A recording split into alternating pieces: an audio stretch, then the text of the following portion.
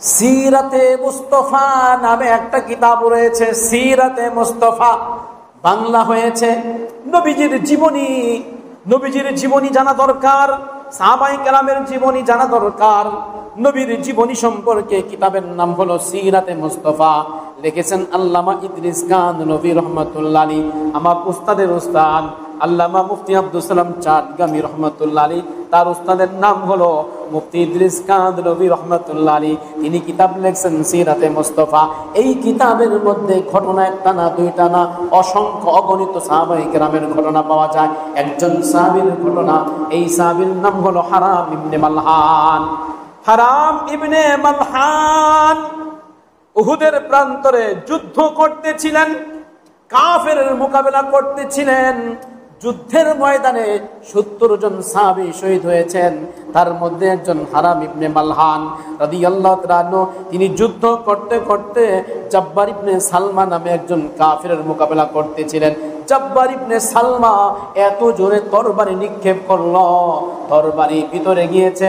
তিনি ভাবতেছিলেন এই মুহূর্তে আমার মৃত্যু হয়ে যাবে। তার জবান দিয়ে বের হইল আলহামদুলিল্লাহ ফুস্তু ওয়া রাব্বিল কাবা, আল্লাহ পাকের শুকরিয়া আদায় করেছি, কাফের আমাকে মেরেছে, কলিজার মধ্যে তরবারি ঢুকে গিয়েছে, রক্ত ঝরছে, আমি এখন মারা যাব, মারা গেলে শহীদ হয়ে যাব, শহীদ হয়ে গেলে রব্বে কাবার কসম আমি জান্নাতি হয়ে যাব। সুবহানাল্লাহ, ফুস্তু ওয়া রাব্বিল কাবা। أما بعد فقد قال الله تبارك وتعالى في القرآن المجيد والفرقان الحميد: أعوذ بالله من الشيطان الرجيم، بسم الله الرحمن الرحيم. قل إن كنتم تحبون الله فاتبعوني يحببكم الله ويغفر لكم ذنوبكم والله غفور رحيم. وقال رسول الله صلى الله عليه وسلم: من أحب سنتي فقد أحبني ومن أحبني كان معي في الجنة، أو كما قال رسول الله صلى الله عليه وسلم. وصدق رسوله النبي الكريم، ونحن على ذلك من الشاهدين والشاكرين. ربنا تقبل منا إنك أنت السميع العليم، وتب علينا إنك أنت التواب الرحيم. محبة الشفيع درود إبراهيم الكريم. اللهم صل على محمد وعلى آل محمد كما صليت على إبراهيم وعلى آل إبراهيم إنك حميد مجيد. اللهم بارك على محمد وعلى آل محمد كما باركت على إبراهيم وعلى آل إبراهيم إنك حميد مجيد. أستغفر الله الذي لا إله إلا هو الحي القيوم وأتوب إليه، لا حول ولا قوة إلا بالله العلي العظيم. আল্লাহ তাআলা আমাদের সবাইকে মাফ করে দেন, আমাদের জন্য জাহান্নাম হারাম করে দেন, জান্নাতুল ফিরদাউস মঞ্জুর করে দেন, কবরের আযাব থেকে আল্লাহ হেফাজত করে দেন, জান্নাত ওয়ালা নেক আমল করার তৌফিক দান করেন, জাহান্নাম ওয়ালা বদ আমল থেকে আল্লাহ সবাইকে হেফাজত করেন। আমার ভাইরা, বড়চারা এলাকার ওলামায়ে কেরাম ও সর্বস্তরের মুসল্লিদের উদ্যোগে বার্ষিক ইসলাহি মাহফিল, হযরত ওলামায়ে কেরাম, আইম্মায়ে মাসাজিদ, মুসল্লিয়ান ইজাম, মুরব্বিয়ানে ইসলাম, পর্দার আড়ালে মা বোনেরা, কালিমাতুশ শুকর আদায় করছি মহান রব্বুল কারীমের দরবারে, যিনি আমাদেরকে মুহররম মাসের একেবারে শুরু লগ্ন, আজকে সম্ভবত 2 তারিখ, মাগরিবের পরে 2 তারিখ হয়ে গিয়েছে। মুহররম মাসের শুরু অবস্থায়, মুহররম মাস হলো আল্লাহর মাস। 12 মাস কুরআনে কারীমের মধ্যে নির্ধারিত। আল্লাহ পাক বলেন ইসনা আশারা শাহরা, ইসনা আশারা শাহরা, 12 মাস। ইয়াউমা খালাকাস সামাওয়াতি ওয়াল আরদ মিনহা আরবা'তুন হুরুম, আসমান আর জমিন যখন সৃষ্টি করেছি তখনই আমি আল্লাহ 12টি মাস নির্ধারণ করে রেখে দিয়েছি। আর এই 12 মাসের মধ্যে 4 মাস সম্মানিত। 1 নম্বর মাস জিলকাদা, 2 নম্বর মাস জিলহজ্জা, 3 নম্বর মাস মুহররম, 4র্থ নম্বর মাসের নাম রজব। এই 4 মাস সম্মানিত আল্লাহ পাকের পক্ষ থেকে কোরআনে কারিমে ঘোষণা। 12 মাসের মধ্যে এক একটা মাসের নাম রয়েছে। রমজান মাস, শাওয়াল মাস, কোন মাসের নাম আল্লাহর দিকে নিসবত নেই, কিন্তু মুহররম মাস সম্পর্কে হাদিস শরীফে, তিরমিজি শরীফের মধ্যে হাদিস, নবীজি বলেছেন মুহররম মাস হলো শাহরুল্লাহিল মুহররম, মুহররম মাসটা আল্লাহর মাস।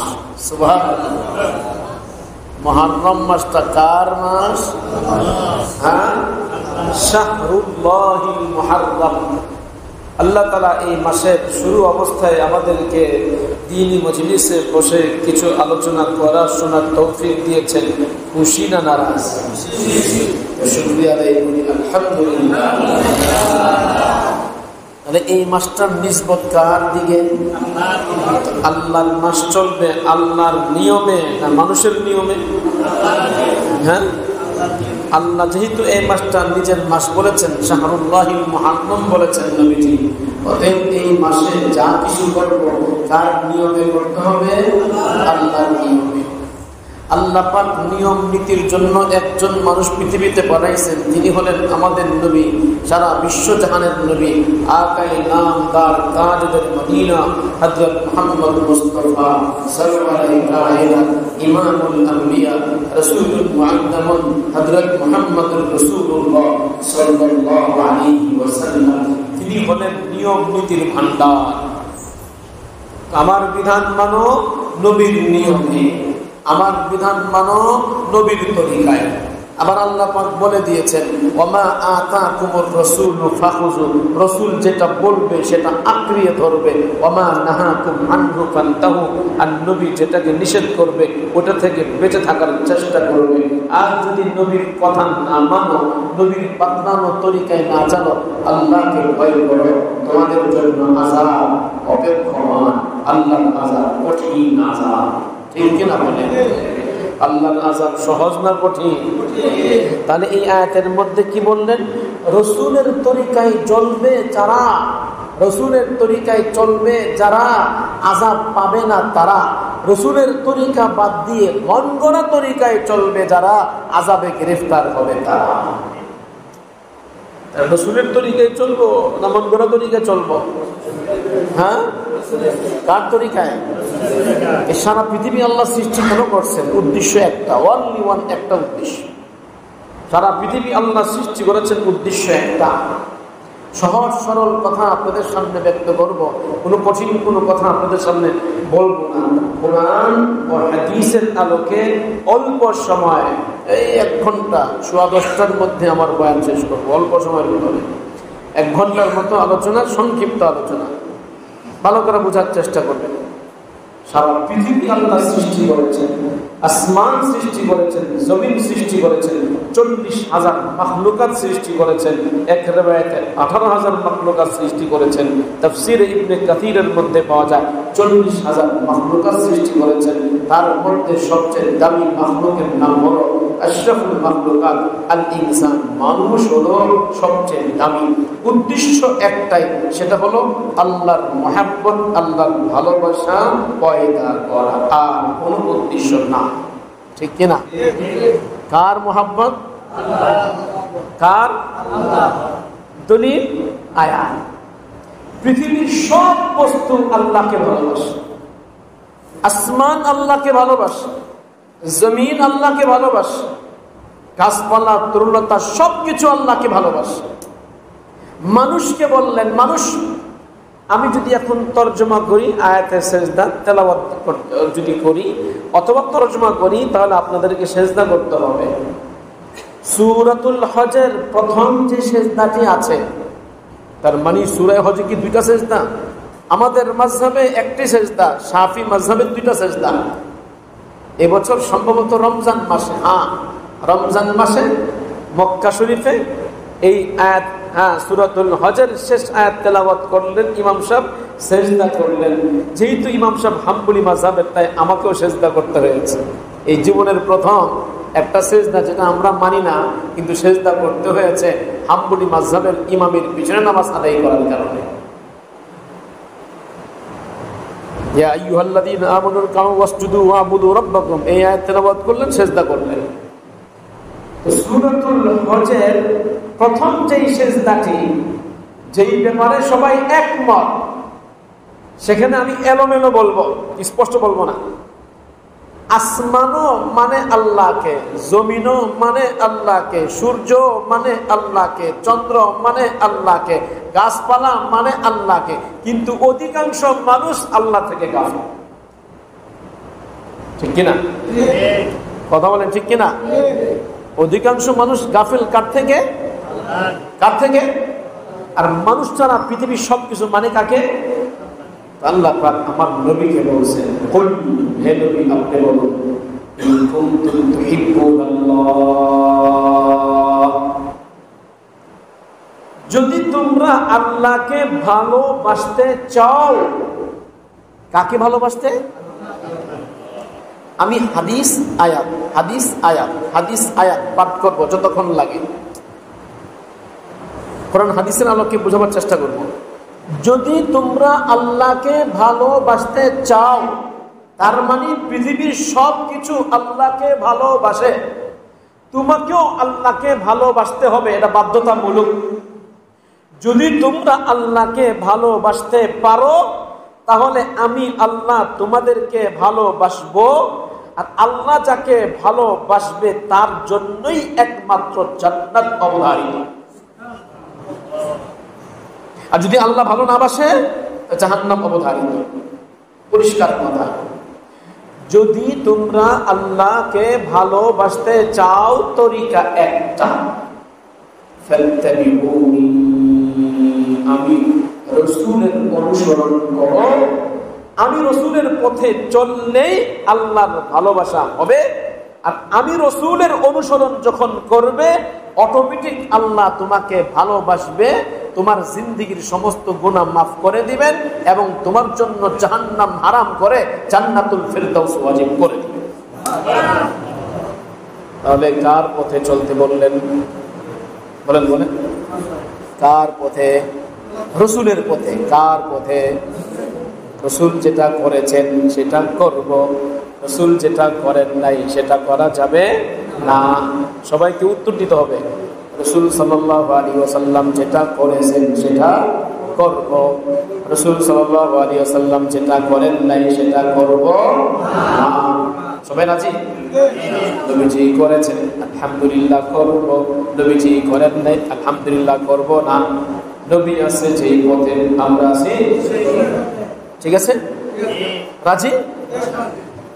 শাহরুল্লাহিল মুহাররম, মুহাররম মাস আল্লাহ পাকের মাস। মুহাররম মাস যেহেতু আল্লাহ পাকের মাস, কাজে এই নামটা কিন্তু আল্লাহ কোরআনে কারিমে দেন নাই। এই নামটা তিরমিজি শরীফের হাদিসের মধ্যে পাওয়া যায়। মুহাররম মাস হলো আল্লাহর মাস। আল্লাহর মাস বললেন নবীজি যেহেতু এই মাসটাকে আল্লাহর মাস বলেছেন, এবার আমরা দেখব এই মাসটা নবীজি কিভাবে কাটাইছেন। নবীজি এই মাসটা যেভাবে কাটাইলেন আমাকে আপনাকে সেইভাবে কাটাইতে হবে। অতএব নবীর তরিকায় মুহররম মাস পালন করবে যারা, জান্নাতি হবে তারা। ঠিক কি না? মুহররম মাস পালন করব কার তরিকায়? বলেন। তাহলে এবার আমি 4টা হাদিস পেশ করি। 4টা হাদিস, হ্যাঁ 4টা হাদিস পেশ করব। এটা হলো পজিটিভ। আবার 3-4টা হাদিস পেশ করব নেগেটিভ। কিছু পজিটিভ, কিছু নেগেটিভ। এই কয়েকটা কথাই বোঝাবো আপনাদেরকে। প্যারা নবী সাল্লাল্লাহু আলাইহি ওয়াসাল্লাম যখন মক্কায় ছিলেন, মক্কাতে তখন ইহুদি ছিল না, মক্কাতে ছিল খ্রিস্টান 1-2 জন। ওয়ারাকা ইবনে নাওফল তিনি খ্রিস্টান ছিলেন, কিন্তু তিনি মারা গেলেন। নবী যখন নবুয়ত লাভ করলেন, রিসালাত লাভ করলেন, মক্কা শরীফের মধ্যে ইহুদি নাই। মক্কা শরীফের মধ্যে আছে একমাত্র মূর্তি পূজারী মুশরিক আবু জেহেল, উতবা, সাইবা। এরা 360টা মূর্তির পূজা করে। মক্কা শরীফের মধ্যে ইব্রাহিম নবী আলাইহিস সালাতু ওয়াস সালামের ধর্ম প্রচার ছিল, প্রচলন ছিল, নিয়ম নীতি ছিল। আম্মা জান আয়েশা সিদ্দিকার হাদিস বুখারী শরীফের মধ্যে হাদিস। বুখারী শরীফের হাদিসের মধ্যে সাররা পরিমাণ কোনো সন্দেহ নাই। বুখারী শরীফের হাদিসের মধ্যে এক বিন্দু কোনো সন্দেহ নাই। আম্মা জান আয়েশা সিদ্দিকা একটা কথা বললেন, কানা ইদা কানা ইয়াউমু আশুরা, মুহররম মাসের 10 তারিখ যখন আসে, তাসুমু কুরাইশুন ফিল জাহিলিয়া, জাহিলি যুগে কুরাইশ বংশের লোকজন রোজা রাখত। ওয়া কানা রাসূলুল্লাহ সাল্লাল্লাহু আলাইহি ওয়াসাল্লাম ইয়াসুমু ইয়াউমা আশুরা। মুহররম মাসের 10 তারিখকে আশুরা বলে। মুহররম মাসের 10 তারিখকে কি বলে? মক্কার কাফের কুরাইশ যারা 360টা মূর্তির পূজা করে, বুখারী শরীফের মধ্যে স্পষ্ট হাদিস। আম্মা জান আয়েশা সিদ্দিকা বলেন, আশুরার দিন যখন আসতো, মক্কার কাফেররা সকাল থেকে সন্ধ্যা পর্যন্ত না খেয়ে রোজা রাখতো। 1 নম্বর হাদিস, মক্কার কাফেররা আশুরার দিন কি রেখেছে? বলেন। নবী চিন্তা করলেন কুরাইশ বংশের লোকজন রোজা রাখে, এটা তো ভালো কাজটা আমার করতে হবে। এবার নবীজি চিন্তা করলেন কুরাইশরা রোজা রাখে কেন? এবার চিন্তা করে কিতাবাদি তালাশ করলেন, অথবা আপনার গবেষণা করলেন, অনেকের সাথে পরামর্শ করলেন। কুরাইশ বংশের লোকজন 10 তারিখে রোজা রাখে কেন? গবেষণা করে খুঁজে পাইলেন ইব্রাহিম আলাইহিস সালাম 10 মুহররম রোজা রেখেছিলেন। আর ধর্মের মধ্যে 10 মুহররম রোজাটা চালু আছে। তখন নবী চিন্তা করলেন, মক্কার কাফের যারা 360টা মূর্তির পূজা করে, এরা যদি 10 মুহররম রোজা রাখতে পারে, আমি কেন রাখবো না? আমার বাবা ইব্রাহিম নবীর ধর্ম অনুযায়ী আমি 10 মুহররম রোজা রাখবো। সুবহানাল্লাহ। বুঝে থাকলে বলুন তো, 10 মুহররম মক্কার কাফেররা সিন্নি খিচুড়ি খাইছে না রোজা রাখছে? একটু উত্তর দিতে হবে। কি রাখছে? নবীজি চেয়ে দেখছেন না, নবীও রাখছে। নবীজি কি বলে? রোজা রাখলেন। এতটুকু, বাকি হাদিস আর বললাম না, এতটুকু বললাম, শেষ। এর 2 হাদিস পরে আব্দুল্লাহ ইবনে আব্বাস রাদিয়াল্লাহু তাআলা আনহু থেকে একটা হাদিস বর্ণিত। আগে হাদিসগুলো শুনেন। বুখারী শরীফের হাদিস। কোরআন শরীফের পরে সবচেয়ে দামি কিতাবের নাম বুখারী, সহিহুল বুখারী।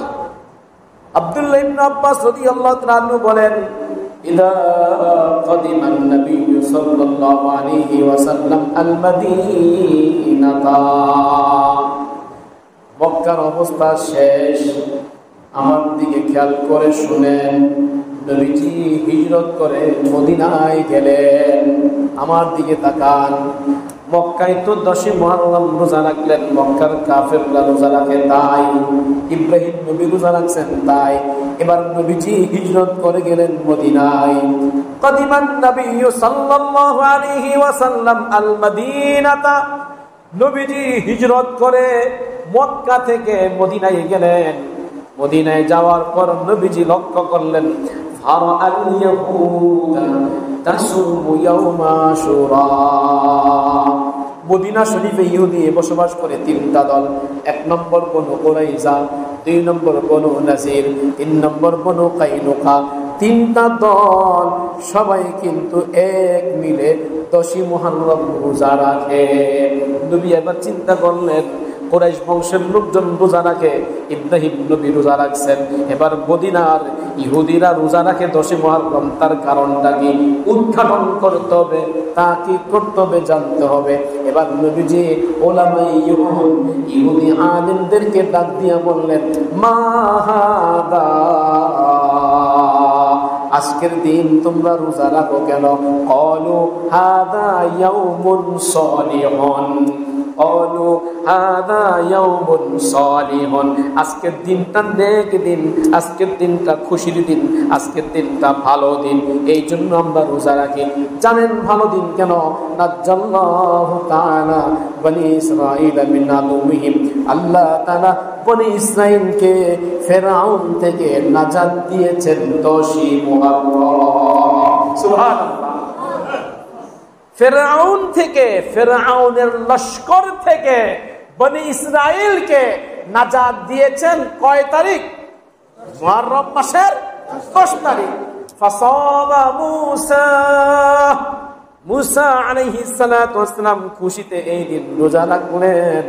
এবার নবীজি বলেন মুসা নবী যদি ফিরআউন থেকে মুক্তি পাওয়ার কারণে খুশি হয়ে রোজা রাখতে পারে, আমি কেন রাখবো না? ফাসামাহু, মক্কাতে নিজে রোজা রাখতেন, সাহাবায়ে কেরামকে রোজা রাখতে বলেন নাই। কিন্তু যখন মদিনা শরীফে আসলেন, আসার পর ইহুদিদেরকে দেখলেন রোজা রাখতেন, মুসা নবী রোজা রাখছেন, এটা যখন জানতে পারলেন, এবার নবীজি বললেন ফাসামাহু ওয়া আমারা বিসিয়ামিহি, নিজেও রোজা রাখলেন, সাহাবায়ে কেরামকে রোজা রাখতে বললেন। এই হাদিসের আলোকে বোঝা যায় মুসলমানদের উপর সর্বপ্রথম 10ই মুহররম রোজা ফরজ ছিল। অতএব 10ই মুহররম মদিনা শরীফে আসার পর নবীজি রোজা রাখছেন কেন? মুসা নবী রোজা রেখেছেন, দুশমন থেকে নাজাত পেয়েছেন এই দিন। সুতরাং বোঝা গেল কুরাইশ বংশের লোকজনও 10ই মুহররম রোজা রাখে, ইহুদিরাও 10ই মুহররম রোজা রাখে। নবীজি রোজা রাখলেন, সাহাবায়ে কেরামকে রোজা রাখার আদেশ করলেন, তোমরাও রোজা রাখো। রমজান মাসের রোজা ফরজ হওয়ার আগে 10ই মুহররমের রোজা ফরজ ছিল। আপনাদের কষ্ট হইতেছে না? হ্যাঁ, ওই যে কারেন্ট নেই, বিদ্যুৎ নেই, আপনারা কি বুঝছেন? মূর্তি পূজারী এরাও রোজা রাখে, ইহুদি এরাও রোজা রাখে। এবার মুসলিম শরীফের একটা হাদিস শোনাই, খুব খেয়াল করে শুনেন। হাদিস মুসলিম শরীফের হাদিসের মধ্যে আব্দুল্লাহ ইবনে আব্বাস রাদিয়াল্লাহু তাআলা থেকে বর্ণিত, তিনি বলেন ইয়া রাসূলুল্লাহ ইন্নাহু ইয়াউমুন ইউআযিবুনাহু ইয়াহুদ ওয়ান নাসারা। 10ই মুহররম এমন একটা দিন, দেখেন 3 হাদিসের আলোকে এরপরে সিদ্ধান্ত আপনাদেরকে দিব। 3 নম্বর হাদিস মুসলিম শরীফের হাদিস, বুখারী শরীফের পরে সবচেয়ে দামি কিতাবের নাম মুসলিম শরীফ। মুসলিম শরীফের হাদিসের মধ্যে ইবনে আব্বাস বলেন, সাহাবায়ে কেরাম বললেন ইন্নাহু ইয়াউমুন, 10ই মুহররম এমন একটা দিন ইউআযিমুনাহুল ইয়াহুদ ওয়ান নাসারা, এই দিনটার সম্মান করে ইহুদিরা এবং খ্রিস্টানরা। ইহুদিরা এই দিনটার সম্মান করে রোজা রাখার মাধ্যমে, খ্রিস্টান যারা নাসারা তারাও রোজা রাখার মাধ্যমে সম্মান করে। 3টা হাদিস আপনাদের সামনে পেশ করলাম। 1 নম্বর হাদিস বুখারী শরীফের আম্মা জান আয়েশা সিদ্দিকা থেকে বর্ণিত, কিতাবুস সওম অধ্যায়ের শেষের দিকে রয়েছে, সেখানে বর্ণিত কুরাইশ বংশের লোকজন রোজা রাখত আশুরার দিন। এবার মদিনার ইহুদিরা রোজা রাখত আশুরার দিন। আরেক হাদিস মুসলিম শরীফ দ্বারা পাওয়া যায়, খ্রিস্টানরাও রোজা রাখে আশুরার দিন। নবীজি এবার রোজা রাখতে শুরু করলেন, সাহাবায়ে কেরামকে রোজা রাখতে বললেন। এবার আপনাদেরকে প্রশ্ন করি, এই মাসের নাম কি? আস্তে কেন, জুড়ে বলেন, হয় নাই? এই মাসের নাম কি? পুরাটা কত হয় নাই তো? শাহরুল্লাহিল মুহাররম, শাহরুল্লাহিল আল্লাহর মাস মুহররম সম্মানিত, আল্লাহর মাস মুহররম সম্মানিত। ঠিক আছে ভাই, নবীজি এই মাসের নামের সাথে শাহরুল্লাহ শব্দ ব্যবহার করেছেন। শাহরুল্লাহিল মুহররম, এই মাসের 10 তারিখে কুরাইশ বংশের লোকজন রোজা রাখলো, নবীজি রোজা রাখলেন, সাহাবাই কেরাম রোজা রাখলেন, ইহুদিরা রোজা রাখলো, খ্রিস্টানরা রোজা রাখলো। তাহলে আল্লাহর ভালোবাসা পাওয়ার জন্য নবীর পথে চলা না মন গড়া তরিকায় চলা? বলেন তো। 10 মুহররম খিচুড়ি খাইছেন, খিচুড়ি পাকাইছেন, হাই হুতাশ করেছেন, নাকি নবীজি রোজা রাখছেন? নবীজি কি রাখছেন? রোজা রাখছেন। কথা ঠিক না ঠিক? তাহলে আজকাল আমাদের সমাজের মধ্যে এক শ্রেণীর মানুষ আছে, 10 মুহররম আসলে হাই হুতাশ করতে থাকে, শিকল বাঁধতে থাকে, মিছিল করতে থাকে। আমার নবীজি কি মিছিল করেছেন না রোজা রেখেছেন? আমার নবীজি না খেয়েছিলেন না খেয়েছিলেন? হ্যাঁ, খিচুড়ি বিরিয়ানি খেয়েছেন নাকি রোজা রেখেছেন? তো 10 মুহররম কি খাওয়া উত্তম না না খাওয়া উত্তম? না খাওয়া, শুধু না খেয়ে নাকি রোজার নিয়তে রোজা রাখা উত্তম? রোজা রাখা উত্তম। কথা ঠিক না ঠিক? আপনারা কি আমার কথা বুঝেন? বুখারী শরীফের হাদিস, মুসলিম শরীফের হাদিস, এর চেয়ে দামি কিতাব পৃথিবীতে আর নাই। কুরআন শরীফের পরে সবচেয়ে দামি কিতাব বুখারী, এরপরে মুসলিম শরীফ। এই 2 কিতাবের মধ্যে যেহেতু আছে, কুরাইশরাও রোজা রাখে, ইহুদিরাও রোজা রাখে, খ্রিস্টানরাও রোজা রাখে। এই মাসে হাই হুতাশ করার জন্য না, এই দিনটা হাই হুতাশ নয়, এই দিনটা রোজা রেখে শুকরিয়া আদায় করা। কিসের শুকরিয়া? যে আল্লাহ পাক রব্বুল আলামিন এই দিন মুসা আলাইহিস সালামকে নাজাত দিয়েছেন ফেরাউন থেকে। সবচেয়ে বড় দুশমন ছিল ফেরাউন। 10 লক্ষ ফেরাউনের দল বলকে সেই পাহাড়ের কুলজুমের মধ্যে ডুবিয়ে তছনছ করে দিয়েছেন। মুসা আলাইহিস সালাম রোজা রাখলেন, তাই ইব্রাহিম আলাইহিস সালাম থেকে চালু হলো এই রোজা। নবীজি রাখলেন, সাহাবায়ে কেরাম রাখলেন, ইহুদিরা রাখলো, খ্রিস্টানরা রাখলো, কুরাইশরা রাখলো। সুতরাং বোঝা গেল 10 মুহররম মিছিল করা জায়েজ নাই, হারাম। 10 মুহররম মিছিল না রোজা? হ্যাঁ, তো আমি উত্তমটা করব নাকি মন গড়া তরিকায় চলবো? কথা বলে, নবীর তরিকায় না মন গড়া তরিকায়? এই গেল একটা হাদিস। রাখেন এবার। নবীজি বললেন, আচ্ছা আচ্ছা আচ্ছা, ইহুদিরা রোজা রাখে, খ্রিস্টানরা রোজা রাখে, আর মুশরিকরা রোজা রাখে, তো কি হলো? হুজুর প্রশ্ন, আপনি রাসূল আমাদেরকে 3টা হাদিস বলেছেন। প্রশ্ন এই জন্য, 3টি হাদিস আপনি বলেছেন। 1 নম্বর হাদিস, খালিফুল ইয়াহুদ, ইহুদি যা করে তোমরা তা করবে না, ইহুদিদের খেলাফ করবে। 2 নম্বর হাদিস আপনি বলেছেন খালিফুন নাসারা, খ্রিস্টান যা করে তা করবে না, তাদের খেলাফ করবে। 3 নম্বর হাদিস আপনার পাওয়া যায় খালিফুল মুশরিকিন, মুশরিকিন যা করে তোমরা তা করবে না। এবার 10 মুহররম মুশরিকরাও রোজা রাখে, খ্রিস্টানরাও রোজা রাখে, ইহুদিরা রোজা রাখে, আপনিও রাখেন, সাহাবায়ে কেরাম রাখে। ইহুদি, খ্রিস্টান, মুশরিক, মুসলমানের মধ্যে কোনো পার্থক্য থাকলো না, এক হয়ে গেল। তখন নবীজি বললেন, ফাইদা কানাল আমুল মুকবিল, মুসলিম শরীফের হাদিসের শব্দ, ফাইদা কানাল আমুল মুকবিল, আগামী বছর যদি হয়, এবছর তো 10 মুহররম রোজা রেখে ফেলছি, তোমরাও রেখে ফেলছো, আগামী বছর যখন আসবে, যদি আমি বেঁচে থাকি, ইনশাআল্লাহ, ইনশাআল্লাহ পরে বলতে হয়, কিন্তু এই হাদিসের মধ্যে নবীজি ইনশাআল্লাহ শব্দটা আগে বললেন, ইনশাআল্লাহ সুন্না ইয়াউমাত তাসি, 9 মুহররম আমি রোজা রাখবো। কত মুহররম রোজা রাখবেন? আগামী বছর যদি জীবিত থাকে, সুন্নাল ইয়াউমাত তাসি, মুহররম মাসের 10 তারিখ নয়, আগামী বছর থেকে রোজা চলবে 9 তারিখ থেকে। হাদিসের ব্যাখ্যা কি? তাহলে কি 10 তারিখ রোজা রাখবো না? ইহুদিরা 10 তারিখ রোজা রাখে, খ্রিস্টানরা 10 তারিখ রোজা রাখে, হিন্দুরা 10 তারিখ রোজা রাখে।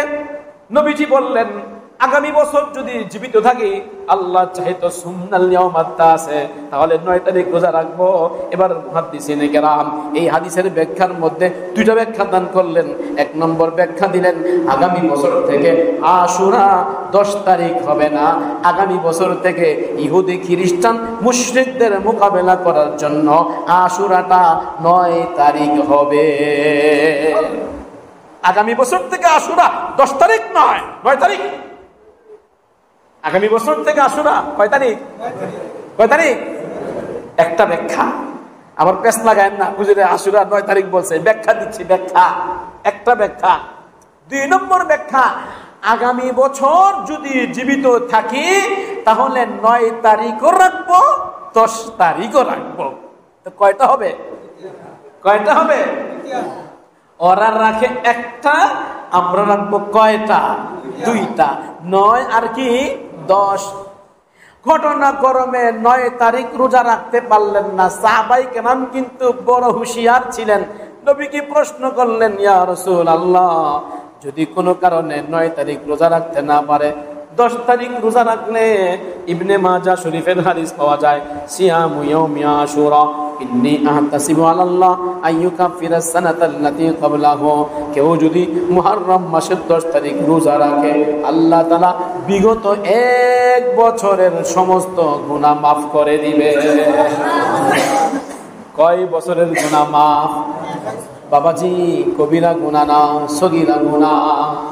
যত সগীরা গুনাহ সব মাফ হয়ে যাবে। এবার সাহাবী প্রশ্ন করলেন, আল্লাহর পয়গম্বর 9 তারিখ রোজা রাখতে পারলো না, এখন কি হবে?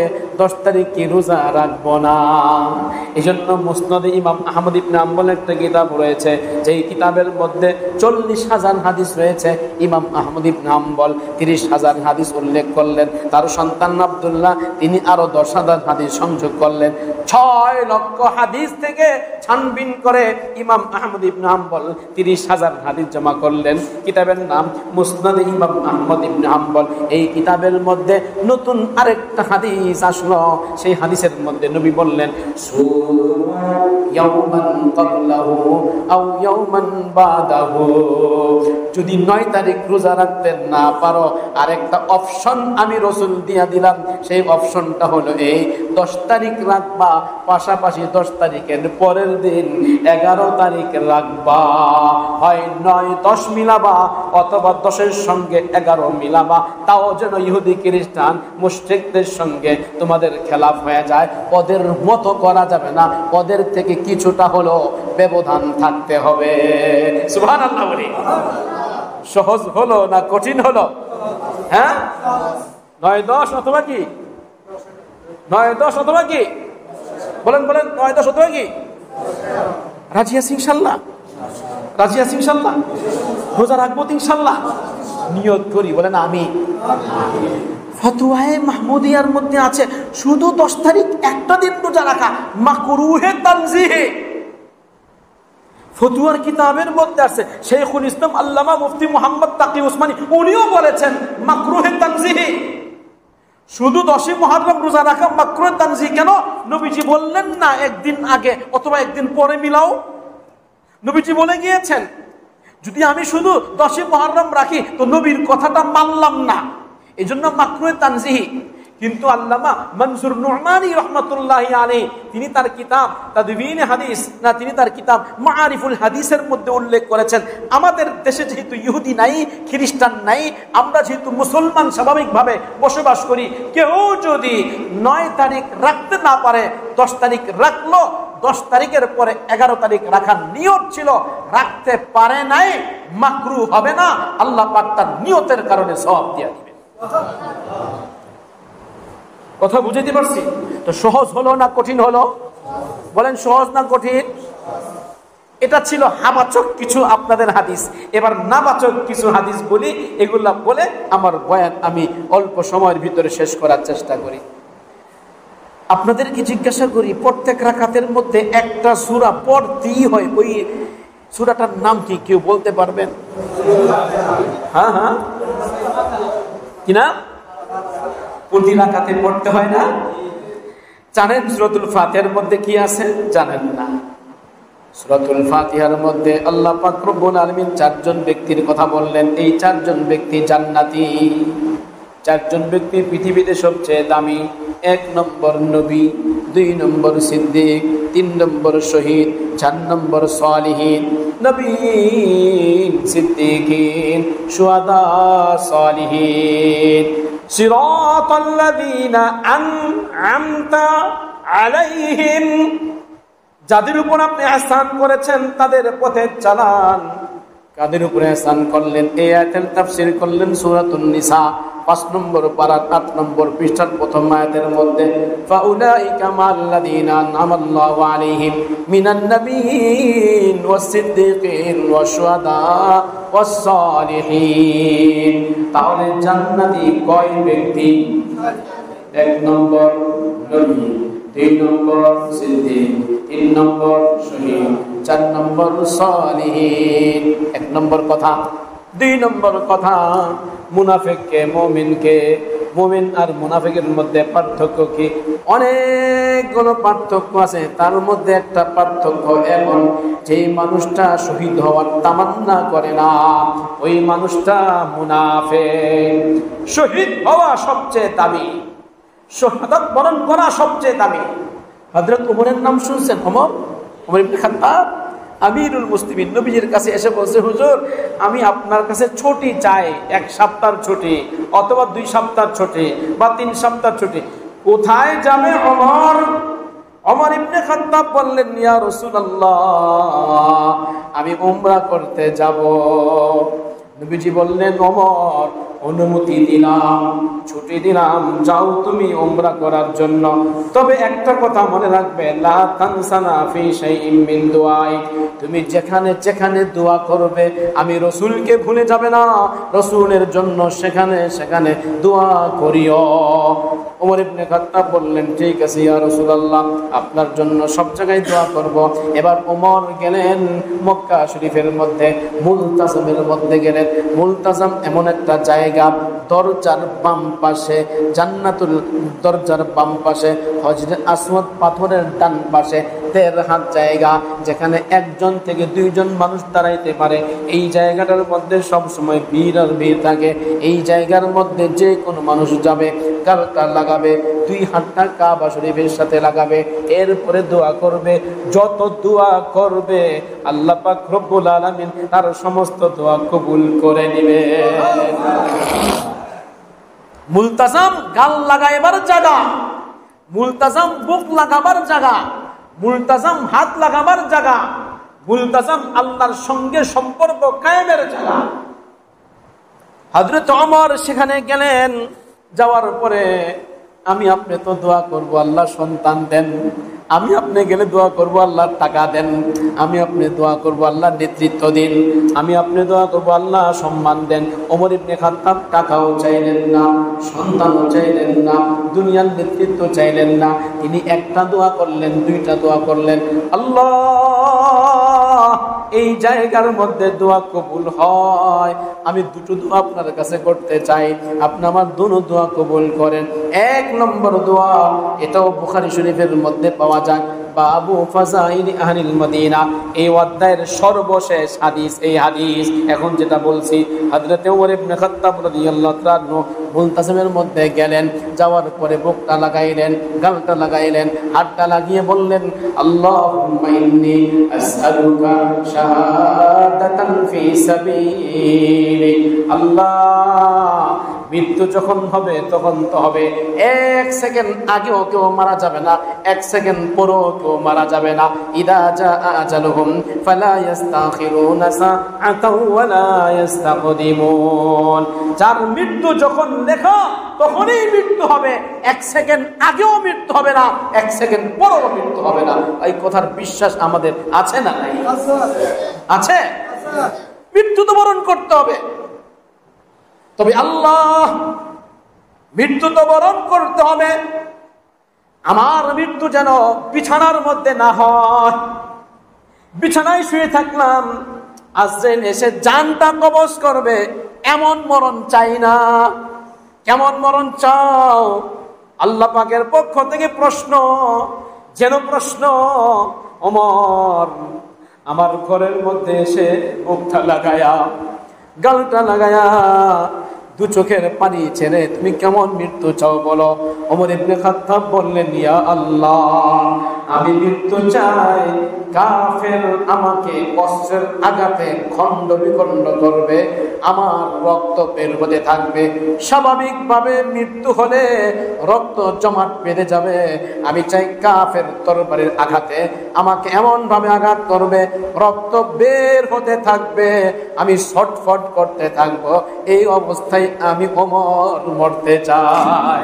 সুবহানাল্লাহ। স্বাভাবিক মৃত্যু চাই না, কাফের অস্ত্র দিয়ে আঘাত করবে, ওমরকে আঘাত করবে, ওমরের মাথা দুই খণ্ড করবে, ওমরের শরীর থেকে রক্ত বের হবে, আমি ওমর রক্তাক্ত অবস্থায় মরতে চাই। আল্লাহ পাক বলে, ওমর কবুল। সুবহানাল্লাহ বলবেন না?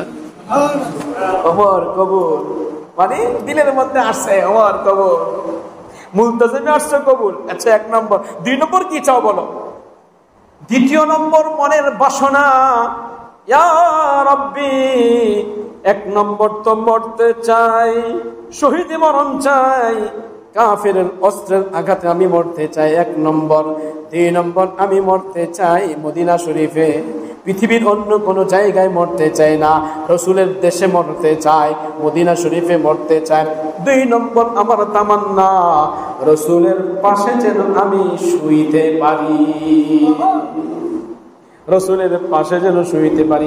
আমার দাফন যেন মক্কায় না হয়, আমার দাফন যেন কুফাতে না হয়, আমার দাফন যেন শাম এলাকায় না হয়, আমার দাফনটা যেন রসুলের পাশে হয়। তার কারণ রসুল যখন হাসরের ময়দানে উঠবে, আমি যেন রসুলের সঙ্গে উঠতে পারি, রসুল জান্নাতে, আমি যেন রসুলের পা ধরে ধরে জান্নাতে যেতে পারি। সুবহানাল্লাহ। এবার বুঝে থাকলে বলুন তো, শহীদি মরণটা উত্তম না অনুত্তম? হ্যাঁ, আরো জোরে। কেউ যদি শহীদ হয় তাহলে কি তার ভাগ্য খারাপ না ভালো?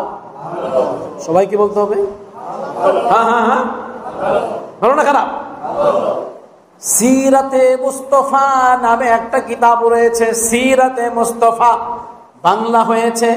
নবীজির জীবনী, নবীজির জীবনী জানা দরকার, সাহাবায়ে কেরামের জীবনী জানা দরকার। নবীর জীবনী সম্পর্কে কিতাবের নাম হলো সিরাতে মুস্তাফা, লিখেছেন আল্লামা ইদ্রিস খান নবী রহমাতুল্লাহ আলাইহি। আমার উস্তাদের উস্তাদ আল্লামা মুফতি আব্দুল সালাম চাঁদগামী রহমাতুল্লাহ আলাইহি, তার উস্তাদের নাম হলো মুফতি ইদ্রিস খান নবী রহমাতুল্লাহ আলাইহি। তিনি কিতাব লিখছেন সিরাতে মুস্তাফা। এই কিতাবের মধ্যে ঘটনা একটা না, দুইটা না, অসংখ্য অগণিত সাহাবায়ে কেরামের ঘটনা পাওয়া যায়। একজন সাহাবীর ঘটনা, এই সাহাবীর নাম হলো হারাম ইবনে মালহান। হারাম ইবনে মালহান উহুদের প্রান্তরে যুদ্ধ করতেছিলেন, কাফেরের মোকাবেলা করতেছিলেন। যুদ্ধের ময়দানে 70 জন সাহাবী শহীদ হয়েছেন, তার মধ্যে একজন হারাম ইবনে মালহান রাদিয়াল্লাহু তাআলা আনহু। তিনি যুদ্ধ করতে করতে জাব্বার ইবনে সালমা নামে একজন কাফেরের মোকাবেলা করতেছিলেন। জাব্বার ইবনে সালমা এত জোরে তরবারি নিক্ষেপ করলো, তরবারি ভিতরে গিয়েছে। তিনি ভাবতেছিলেন এই মুহূর্তে আমার মৃত্যু হয়ে যাবে। তার জবান দিয়ে বের হইল, আলহামদুলিল্লাহ ফুস্তু ওয়া রাব্বিল কাবা, আল্লাহ পাকের শুকরিয়া আদায় করেছি, কাফের আমাকে মেরেছে, কলিজার মধ্যে তরবারি ঢুকে গিয়েছে, রক্ত ঝরছে, আমি এখন মারা যাব, মারা গেলে শহীদ হয়ে যাব, শহীদ হয়ে গেলে রব্বে কাবার কসম আমি জান্নাতি হয়ে যাব। সুবহানাল্লাহ। ফুস্তু ওয়া রাব্বিল কাবা, রব্বে কাবার কসম আমি কামিয়াব, আমি কামিয়াব হয়ে গেছি। মারা যাচ্ছেন আর বলছেন আলহামদুলিল্লাহ, আলহামদুলিল্লাহ আমি কামিয়াব। কেন ভাই, কি মজা? মৃত্যুবরণ করছে আর কামিয়াব কেন বললেন? মৃত্যুর আগ মুহূর্তে শুকরিয়া আদায় কেন করলেন? আলহামদুলিল্লাহ কেন পাঠ করলেন? এবার জাব্বার ইবনে সালমা অবাক, তাকে আমি তরবারি আঘাত করলাম, বুক ছিঁড়ে গেছে, সেখান থেকে রক্ত ঝরছে, আর সাহাবী কাঁদে না, বরঞ্চ সাহাবী হাসতেছে আর বলতেছে আলহামদুলিল্লাহ আলহামদুলিল্লাহ ফুস্তু রব্বিল কাবা, রব্বে কাবার কসম আমি কামিয়াব। এবার তিনি তো কথা বলতে পারছেন না। এক রিওয়ায়াত অনুযায়ী আরেক সাহাবীকে জিজ্ঞেস করলেন, ভাই তোমাদের হালাত দেখে আমার তো কেমন কেমন লাগছে, এই সাহাবীকে মেরে ফেললাম, ছটফট করছে, মারা যাবে, আর সে বলতেছে ফুস্তু রব্বিল কাবা, রব্বে কাবার কসম আমি কামিয়াব। হাসতেছে, শুকরিয়া আদায় করতেছে। তার কারণটা কি? তখন জব্বার ইবনে সালমাকে উত্তর দিল, শোনো শোনো, মুসলমানদের কাছে প্রিয় শাহাদাতের অমৃত সুধা পান করা, এর চেয়ে প্রিয় বস্তু আর কিছু নাই। মুসলমানদের বিশ্বাস যুদ্ধের ময়দানে কাফেরের মোকাবেলায় যদি শহীদ হতে পারে, এই মানুষটা বিনা হিসাবে জান্নাতে যাবে, কোনো হিসাব নাই। জব্বার ইবনে সালমা বলল, যদি এমন ধর্ম হয় মৃত্যুবরণ করার পর বিনা হিসাবে জান্নাত, এমন ধর্ম আমার কবুল করা দরকার। আর দেরি নয়, আমাকে কালিমা পড়ায়া মুসলমান বানায়া দাও। মারলেন, তিনি শহীদ হইলেন, আর যিনি মারলেন তিনি কালিমা পড়ে মুসলমান হইলেন। এবার আপনাদেরকে প্রশ্ন করি, জবাব দিবেন, শহীদ হওয়াটা ভালো না খারাপ? উত্তর একটা দিবেন, ভালো না খারাপ? যিনি শহীদ হয়ে গেলেন তার জন্য কি আমাদের কান্না করতে হবে? কান্না করার কোনো প্রশ্ন আছে? কান্না করা যাবে? হ্যাঁ, যাবে? যাবে না, একদম যাবে না। এবার একটা হাদিস শেষ, দুইটা হাদিস বলে শেষ, 10 মিনিট, 2 হাদিস বলে শেষ। নবীজি মসজিদে বসা, তাকিয়ে আছে। 1000-2000 কিলোমিটার দূর তাবুক, ওই জায়গায় যুদ্ধ চলছে। 3000 সাহাবী 1.5 লক্ষ কাফেরের মোকাবেলায় যুদ্ধ করছে। নবীজির পুরো মঞ্জার নবীর সামনে চলে আসছে, নবীজি দেখতেছিলেন সেই মঞ্জার। নবীজি বললেন, আব্দুল্লাহ ইবনে রাওয়াহা শহীদ হয়ে গেছে। সুবহানাল্লাহ বলবেন না? তাকিয়ে আছেন এদিকে, 2000 কিলোমিটার দূর। এখন তো মোবাইলে সব দেখা যায়, তখন তো মোবাইল ছিল না। নবীজি তাকিয়ে আছেন 2000 কিলোমিটার দূর। আব্দুল্লাহ ইবনে রাওয়াহা শহীদ। কিছুক্ষণ পর নবীজি বললেন, জাফর তৈয়ার শহীদ। কে শহীদ? জাফর তৈয়ার শহীদ। এই কথাটা নবীজি জবান দিয়ে বের করতে দেরি, জাফর তৈয়ার শহীদ হয়েছে এতটুকু নবীজি বলেছেন। জাফর তৈয়ারের স্ত্রী হা হা করে কাঁদতে শুরু করলো, জোরে জোরে কাঁদতে শুরু করলো। নবীজির কাছে বিচার নিয়ে আসলো, আল্লাহর পয়গম্বর, জাফর তৈয়ারের স্ত্রী জোরে জোরে কাঁদতেছে। নবীজি খামোশ, কোনো কথা বললেন না। ওমর ইবনে খাত্তাব এসে বললেন, এই জোরে কাঁদলে কিন্তু তরবারি আঘাতে তোমাকে 2 খণ্ড করে দিব, কেন কান্না করো? তিনি তো মারা গেছেন, শহীদ হয়ে গেছেন। আল্লাহ পাক কুরআন শরীফের মধ্যে কোনো মৃত ব্যক্তিকে জিন্দা বলেন নাই, একমাত্র যারা আল্লাহর রাস্তায় শহীদ হয় এদেরকে বলছেন, এদেরকে মৃত বলতে পারবে না। ওয়ালা তাকুলু লিমান ইউকতালু ফি সাবিলিল্লাহি আমওয়াত বাল আহইয়াউন ইনদা রাব্বিহিম ইউরযাকুন। সুবহানাল্লাহ।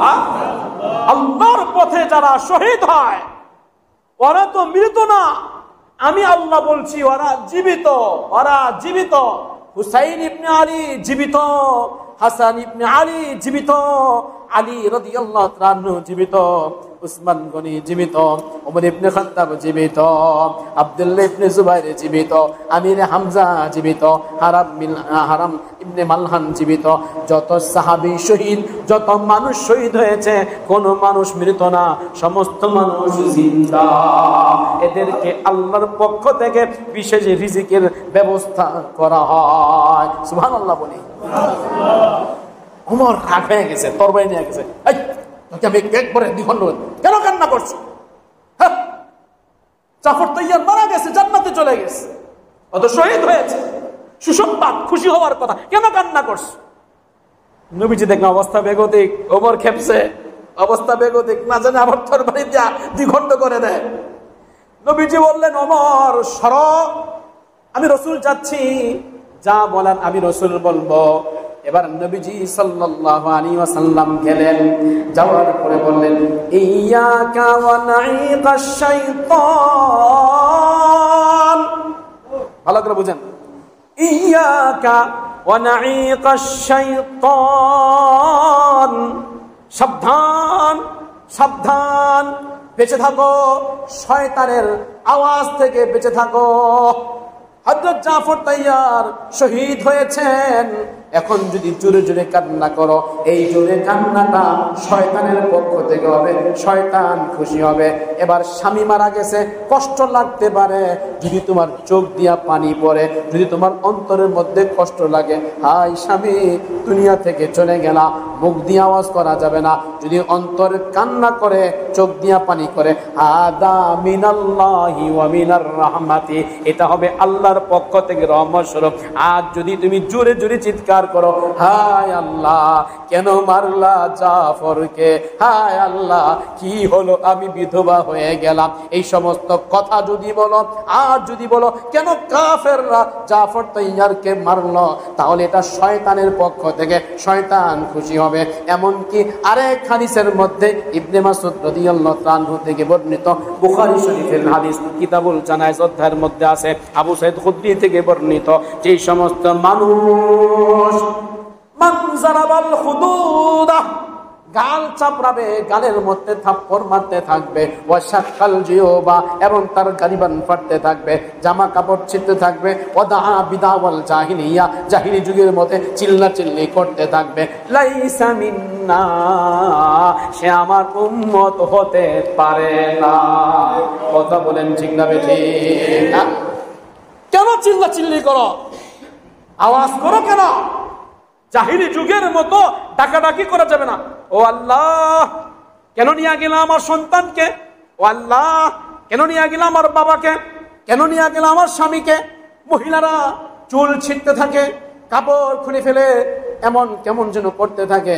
এই জন্য কেউ যদি মারা যায় আর যদি চিল্লাচিল্লি করে, তাহলে মান্নিহা নিহা আলাই মান্নিহা উযিবা আলাই, যে ব্যক্তির জন্য কান্না করলো ওই ব্যক্তির কবরের মধ্যে আযাব দেওয়া হবে। তুমি কেন তোমার স্ত্রীকে শিক্ষা দাও নাই, তোমার ছেলে মেয়েকে শিক্ষা দাও নাই? অতএব কেউ যদি মারা যায় কান্না করা জায়েজ নাই, হারাম।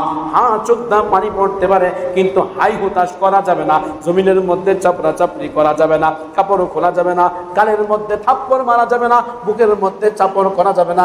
এক কথাই বলতো, মাতম করা যাবে না, মাতম করা জায়েজ নাই, হারাম।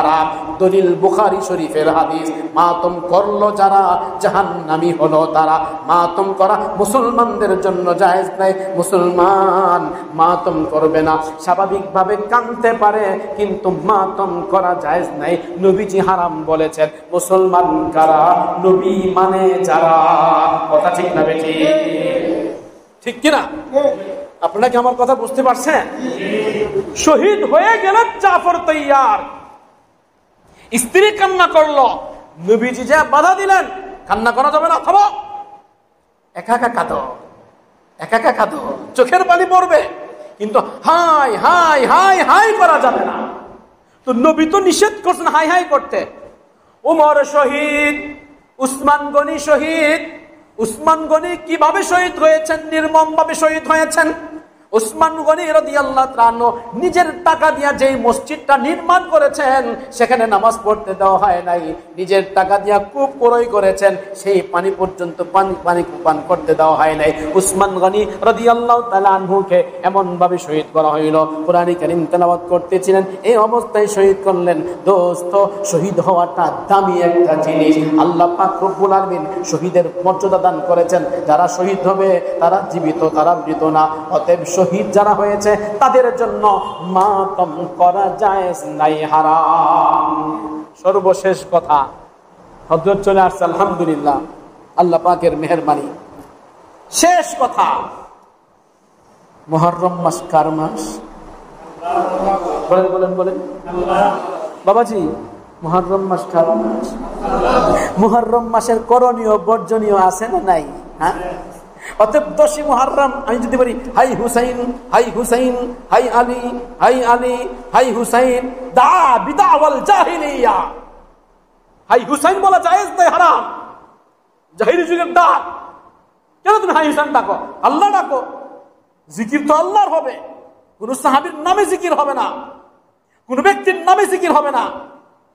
আমি গেলাম মক্কা শরীফে, এই আপনার মক্কা শরীফের মধ্যে একটা দল আছে, এদের কাছে একটা আপনার সোনালী কালারের বই আছে, ওদের টুপিটা সোনালী কালার, বইটাও সোনালী কালার, বুরকাও ব্যতিক্রম, মহিলাদের বুরকা সব একরকম, পুরুষদের জামা একরকম। এরা মক্কা শরীফের মধ্যে, আমি ভাবতাম যে বইটাতে কি লেখা আছে। একদিন দেখি ওই আপনার মিজাবের রহমত বরাবর এখানে এক মহিলা বলতেছে ফাতেমা ফাতেমা ফাতেমা ফাতেমা ফাতেমা ফাতেমা ফাতেমা ফাতেমা ফাতেমা ফাতেমা। কি রে এটা কি তফের মধ্যে? আমার মাথা নষ্ট করে, ফাতেমা এটা বল কোন জিকির? ফাতেমা গন্তাছে তসবিহ না, ফাতেমা ফাতেমা ফাতেমা ফাতেমা ফাতেমা ফাতেমা ফাতেমা ফাতেমা ফাতেমা ফাতেমা ফাতেমা। তার মানে ফাতেমা নবীর মেয়ে না, আহলে বায়েত, আহলে বায়েত ফাতেমা। ফাতেমার নাম কতবার জপ্ত হয় ওদের নিয়ম অনুযায়ী। আরেকজনকে দেখি সে বলতেছে ইয়া আলী, বললাম ইয়া হাজ হাদাল বাইতু বাইতুল্লাহ লা আলী, হাদাল বাইতু বাইতুল্লাহ, এই ঘর তো আল্লাহর ঘর, ইয়া আল্লাহ বলো, কুল ইয়া আল্লাহ লা ইয়া আলী। আল্লাহর ঘরে এসে আলীকে ডাকো, এত বড় শিরক। লাব্বাইক আল্লাহুম্মা লাব্বাইক লাব্বাইক লা শারীকা লাকা লাব্বাইক ইন্নাল হামদা ওয়ান নি'মাতা লাকা ওয়াল মুলক লা শারীকা লাক। আল্লাহর ঘরের মধ্যে শিরিক। অতএব দোস্ত বুজুর্গ, আশুরার দিন মুহররম মাসে যারা বলবে ইয়া আলী ইয়া হাসান, আল্লাহর মাসের মধ্যে আলীর নাম ডাকলা কেন, হাসানের নাম ডাকলা কেন, হুসাইনের নাম ডাকলা কেন? শিরিক হয়ে গেল। আল্লাহর মাসে আল্লাহকে ডাকতে হবে, অন্য কাউকে ডাকা যাবে না। লাব্বাইক লাব্বাইক আল্লাহুম্মা লাব্বাইক লা শারীকা লাক। এই মাসে আই হুসাইন ডাকা যাবে না, আই হুসাইন ডাকা জায়েজ নাই, হারাম। ডাকবো একমাত্র কাকে? বলেন কাকে ডাকবো? আল্লাহর মাস, আল্লাহকে ডাকো। শাহরুল্লাহিল মুহররম, নবীজি বলেছেন এটা আল্লাহর মাস। কাজে আল্লাহর মাসে কাকে ডাকবো? কার পথে চলবো? নবীর তরিকায়। নবীজি রোজা রাখছে, আমরা রোজা রাখার চেষ্টা করি। আল্লাহ তাআলা আমাদের সবাইকে এই সমস্ত বেদাত থেকে, এই সমস্ত খুরাফাত থেকে, এই সমস্ত শরীয়ত বিরোধী কর্মকাণ্ড থেকে সমাজের মানুষকে বেঁচে থাকার তৌফিক দান করেন, আমিন বলেন। রোজা রাখার তৌফিক দান করেন, আমিন বলেন। রোজা রাখবো তো ইনশাআল্লাহ, নিয়ত করতে পারি ইনশাআল্লাহ। 10ই মুহররম কি রাখবো? শুধু একটা না দুইটা? আগে অথবা পরে মিলিয়ে। আর খিচুড়ি খেয়ে, খিচুড়ি পাকিয়ে কি আনন্দ উল্লাস করব? বিরিয়ানি পাকিয়ে আনন্দ উল্লাস করা যাবে? খিচুড়ি পাকিয়ে, বিরিয়ানি পাকিয়ে আনন্দ উল্লাস করা জায়েজ নাই, হারাম, সম্পূর্ণ হারাম। নবীজি নিষেধ করেছেন। নবীজি শয়তানের আওয়াজের সঙ্গে তাসবিহ দিয়েছেন। যারা এই মাসের মধ্যে আল্লাহকে বাদ দিয়ে অন্য কাউকে ডাকবে, মিছিল করবে, এদেরকে নবীজি বলছেন ইয়াকা ওয়া নাঈকাশ শয়তান। এদের সম্পর্কে নবীজি বলেছেন এক একটা আওয়াজ যেন শয়তানের আওয়াজ। অতএব শয়তানের আওয়াজ থেকে বাঁচার জন্য শরীয়ত বিরোধী যত কর্মকাণ্ড রয়েছে সব থেকে বাঁচতে হবে। এবং এই মাসে অনেককে দেখা যায় হালুয়া আর রুটি খায়। আরে বাবা, হালুয়া রুটি খাইলা? আমার নবী কি হালুয়া রুটি খেয়েছেন? এক ভাই একটা কিতাব লিখেছেন, আমাকে দিয়েছেন কিতাবটা। আমি কিতাবটা পড়ার পর হঠাৎ দেখলাম খাবারের পরে মিষ্টি খাওয়া সুন্নত। আমি গল্প বললাম, গল্পের মধ্যে দেখলাম লেখা নবীজি বলেছেন খাবার পরে মিষ্টি খাওয়া সুন্নত। আমি বললাম ভাইজান, আপনি যে কিতাবটা লিখলেন আর এই যে ঘটনা লিখলেন খাওয়ার পরে মিষ্টি খাওয়া সুন্নত, কোন হাদিসে আছে? সহিহ না জয়ীফ না জাল নাকি? আমাকে এটা জানান আপনি। এই গত এক সপ্তাহ আগে আমাকে জানাইলেন হুজুর আপনি যে হাওয়ালা বের করতে বললেন, আলহামদুলিল্লাহ আমার বড় উপকার হয়েছে। এই ঘটনার হাওয়ালা যখন বের করতে শুরু করলাম দেখলাম সহিহ কোনো হাদিসে এই কথাই নাই, সম্পূর্ণ জাল হাদিস, সম্পূর্ণ মিথ্যা কথা, বানাওয়াট কথা। খাবারের পরে মিষ্টি খাওয়া সুন্নত কোনো হাদিসের মধ্যে নেই, জাল হাদিস সরাসরি। ঈদের দিন সেমাই খাওয়া সুন্নত কে বলছে আপনাকে? কোন হাদিসের মধ্যে আছে? নবী কি সেমাই খেয়েছেন? নবী কি মিষ্টি মুখ করেছেন? ঈদ উল ফিতরের দিন রাসূলুল্লাহ সাল্লাল্লাহু আলাইহি ওয়াসাল্লামের হাদিস পাওয়া যায় তিরমিজি শরীফের মধ্যে, নবীজি তুবাইরাত খেয়েছেন, মানে একটা খেজুর অথবা 3টা বেজুর সংখ্যা খেজুর খেয়েছেন নবীজি। অতএব নবীজির সুন্নত ছিল ঈদ উল ফিতরের দিন ঈদগায় যাওয়ার আগে খেজুর খাওয়া। মিষ্টি খাওয়ার কথা তো নাই, সেমাই খাওয়ার কথা তো নাই। আমাদের সমাজে সেমাই না খেলে ঈদে পায় না। এগুলো সব জাল হাদিস, এগুলো সব মওযু হাদিস। আসেন আপনি মিষ্টি মুখের কথা নেই, খেজুরের কথা আছে। নবীজি খেজুর খেয়েছেন, নবীর যুগে খেজুর ছিল। আমাদের যুগে যেহেতু সেমাই, আমরা সেমাই খাই, এটাকে সুন্নত বলা যাবে না। কথা কি বুঝাইতে পারছি আপনাদেরকে? বাস মুখরোচক আলোচনা যে খাওয়ার পরে মিষ্টি খাওয়া সুন্নত, এগুলো সম্পূর্ণ অহেতুক কথাবার্তা, এগুলো সম্পূর্ণ মিথ্যা বানাওয়ার কথা। অতএব শরীয়ত যেটা আছে সেটা মানবো, যেটা নাই বর্জন করব। আমরা কি সবাই রাজি আছি ইনশাআল্লাহ? সবাই বলি আমিন। আল্লাহ রব্বুল ইজ্জত আমাদের সবাইকে সুন্নত অনুযায়ী জিন্দেগি গঠন করার তৌফিক দান করেন। হালুয়া রুটি থেকে বেঁচে থাকার তৌফিক দান করেন। রশি বেঁধে মিছিল মিটিং করা থেকে আমাদেরকে আল্লাহ তাআলা হেফাজত করেন, এবং হাই হুসাইন বলা থেকে আল্লাহ আমাদেরকে হেফাজত করেন। হাই হুসাইন নয়, আমার জবান দিয়ে বের হবে আল্লাহ আল্লাহ আল্লাহ আল্লাহ আল্লাহ আল্লাহ লা ইলাহা ইল্লাল্লাহ। কালিমার জিকির চলবে, আল্লাহর জিকির চলবে, সুবহানাল্লাহর জিকির চলবে, আলহামদুলিল্লাহ জিকির চলবে। হাই হুসাইন বললে লাভ তো নাই, শিরকের গুনাহ হবে। আল্লাহ বললে সওয়াব হবে, সুবহানাল্লাহ বললে সওয়াব হবে, আলহামদুলিল্লাহ বললে সওয়াব হবে। হাদিস শরীফের মধ্যে আছে, আপনি সুবহানাল্লাহ বললেন আসমান জমিনের পুরা মাঝখান নেকি দিয়া ভরে। আলহামদুলিল্লাহ বললেন তো মিজানের পাল্লা ভারী হয়ে গেল। সুবহানাল্লাহ। মানবো তো ইনশাল্লাহ ভাই? রাজি আছি ইনশাল্লাহ? আল্লাহ রাব্বুল ইজ্জত যেই কথাগুলো বললাম, যেই কথাগুলো শুনলাম, আমল করার তৌফিক দান করেন। আমি তো সামান্য কিছু কথা বলছি, অনেক দূরে যেতে হবে। হ্যাঁ, সেই যে আবার সকালে ক্লাস করতে হবে।